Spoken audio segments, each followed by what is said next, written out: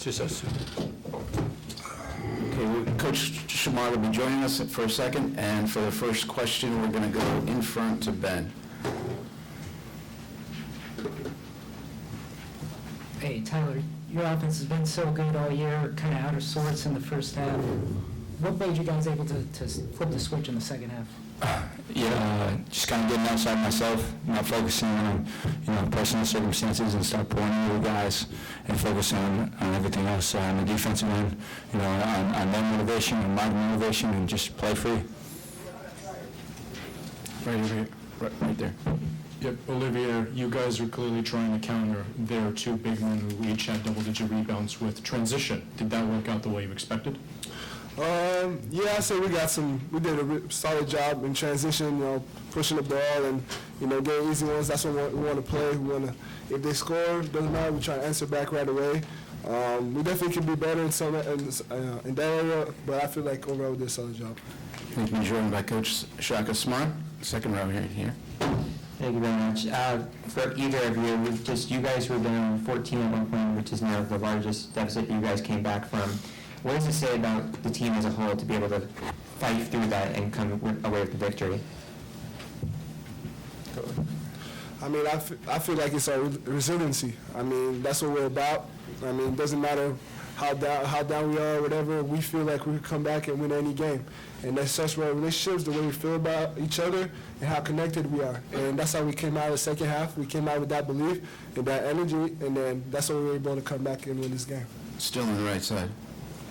Coach, both regular season games with St. John's, they were shootouts. Today was the polar opposite. What's to say about this group being able to win in this way compared to, winning in a high-scoring game? It says a lot. I mean, we faced a lot of adversity today, and the guys stared down the adversity. They stayed connected. They continued to respond, focus on the next most important thing. It was a challenging game. Every game against them this year has been, but this one was uniquely challenging just because, let's face it, the first time playing the Garden with this team, number one seed, and, there's just been so much focus on the regular season and regular season awards and all that, and I think it took us some time to flush that and move on, but I thought the guys did a great job in the second half, just playing to win. In the back on the left. Tyler, Marquette's going to be the third youngest team in the field of 68. This team just hasn't seemed rattled all year. Can you say something about playing as more experienced teams and still rallying from 14 or all year coming through in these clutch games?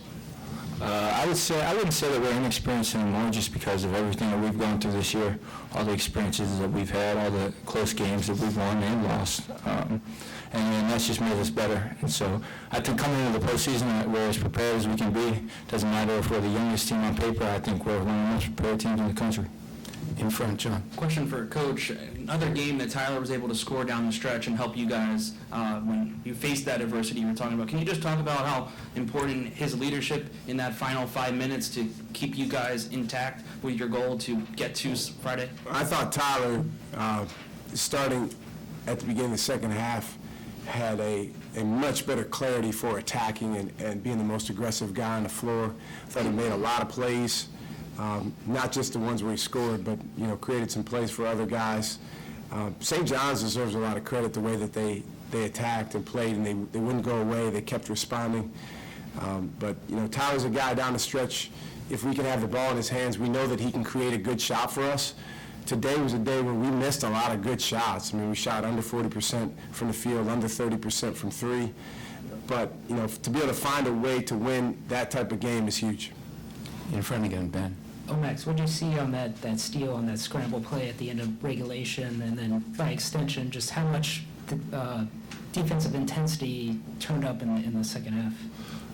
Yeah, I mean, I feel like that's what we emphasized at halftime. We had to come out with a defensive identity, and then we're just aggressive. And then when we're aggressive like that on the defensive end, that's how we're able to get steals. We're able to get deflection, and then that's what really happened. And then we're able to come back and get easy ones. And that's how we got back in this game. Last one, right here. So Shaka, the first half probably didn't go as you would have liked, and the second half you kind of turned it back around. But what was that like in the locker room during halftime? Our guys were great. I mean, they communicated with each other. I think we had a couple of guys that don't even get in the game kind of went off, which is good, from a leadership standpoint. We knew that it was one of our worst halves, and we knew that we had to lead with the defensive end of the floor.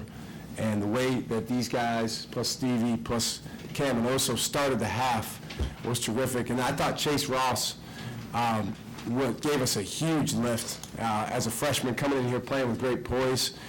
When this group here has clarity about us and really plays through being connected with each other, we can play with anyone in the country. We got away from that a little bit early on, but I think we got that back, and that's what allowed us to win. Marquette, thank you. Thank you. Thank you.